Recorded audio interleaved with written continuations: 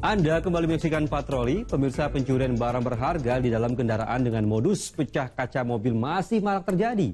Belakangan aksinya makin nekat, berlangsung singkat dengan menyasar lokasi yang ramai aktivitas warga.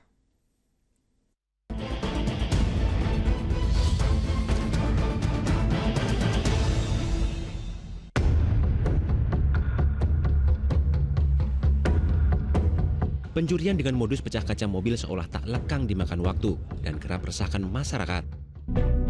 Seperti yang terjadi di Medan, Sumatera Utara. Dalam rekaman CCTV, seorang pria yang mengenakan jaket ojek daring berhenti di sebelah mobil. Rupanya ia menanti rekannya yang memecahkan kaca mobil dan menggasak sebuah tas dari kendaraan tersebut.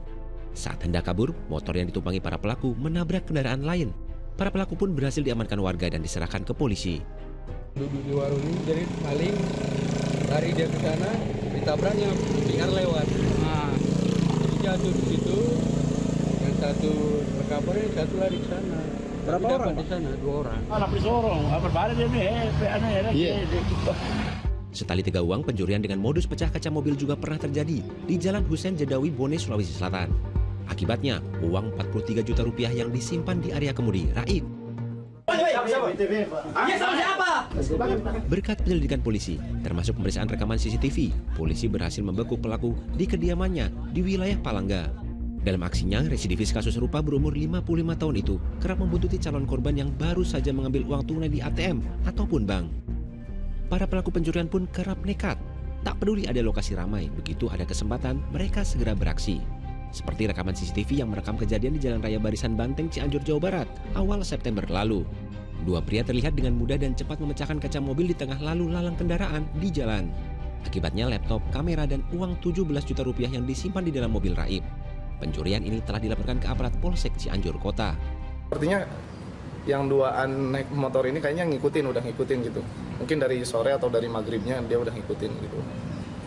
Itu dengan cepat ya Pak untuk mereka beraksi? Iya, itu cepat banget itu. Iya, kendati termasuk tindak kejahatan lawas, pencurian bermodus pecah kaca mobil tak bisa dianggap sepele. Apalagi caranya kini semakin canggih. Tak lagi menggunakan linggis ataupun palu, pelaku kejahatan mengembangkan trik memecahkan kaca tanpa menimbulkan suara maupun memantik alarm mobil. Mereka mempelajari ini based on bagaimana kemudian mereka berkumpul di kelompok atau kemudian melihat dari internet.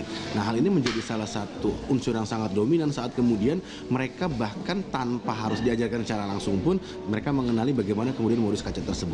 Tak hanya itu, kini pelaku pecah kaca juga sulit dicurigai lantaran kerap berbagi peran. Kita bisa katakan kejahatan organisir seperti ini ada orang yang bersifat sebagai surveillance.